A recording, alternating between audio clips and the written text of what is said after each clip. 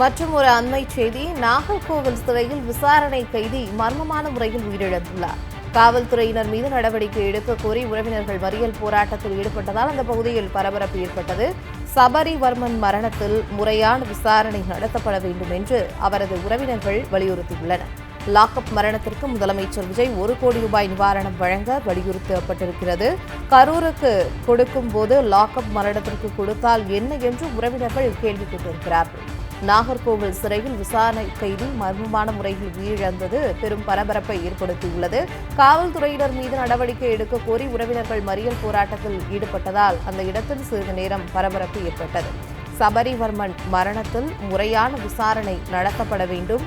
Lockup மரணத்திற்கு முதலமைச்சர் விஜய் 1 கோடி ரூபாய் நிவாரணம் வழங்க வேண்டும் என்று அவரது உறவினர்கள் வலியுறுத்தியுள்ளனர்.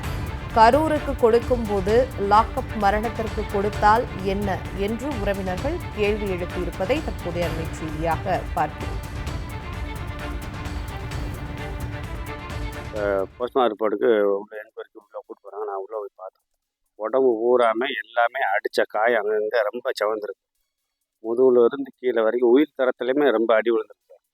உயிர் தரம் இந்த ஏற்கனவே அவர் கேண்டிகேப்ட் இந்த கையை அடித்து அப்படியே ஒடிச்சு கரையேறினு இருக்கு. அந்த கை பூரா மண்டையில் அடித்து கீழே பின்னாடி பார்ப்போம்னு அடித்து காமிக்காங்க. பூரா ரத்தம் ஒழுகுது. இந்த அளவுக்கு அடிச்சிருக்காங்க சார். இது வந்து அவங்க என்ன சொல்கிறாங்க, தானாக கீழே விழுந்தா எப்படி சார் இவ்வளோ அளவுக்கு அடி விழுவோம்? இவ்வளோ தூரத்துக்கு அடி விழுவ அவசியமே இல்லையே. இப்படி அடிச்சு போடுறாங்களா? ஒரு தாய்தாப்பை வந்து ரொம்ப வயசான ஆளுங்க. அந்த ஒரு கேண்டிகேப்ட் வேலை பார்த்துட்டு குடும்பத்தை காப்பாற்றணும். இன்றைக்கி அவனே இல்லைங்க, நாளைக்கு சாப்பாடுக்கு வழி இல்லை. இவங்க வேலைக்கிழமை காலையிலேருந்து கூட்டு போயிருக்காங்க. கூட்டு போனவரை வந்து மறுநாள் வந்து காமிச்சிட்டு திருப்பி கூட்டு போய் அடித்து மேலெல்லாம் உள்ளே போய் பார்த்தேன். நல்லா அடித்து கையெல்லாம் ஒடிச்சு அவர் சித்திரவதை பற்றி கொண்டிருக்காங்க. இது காவல்துறை உண்மையான பயிரமாக செஞ்சுருக்காங்க. போலீஸ்காரங்க அதனால் தரமா இல்லை இந்த அரசு அப்படி தான் செய்ய சொல்லியிருக்கா. அதாவது வந்து சட்டப்படிக்கு நடவடிக்கை எடுக்கணும்.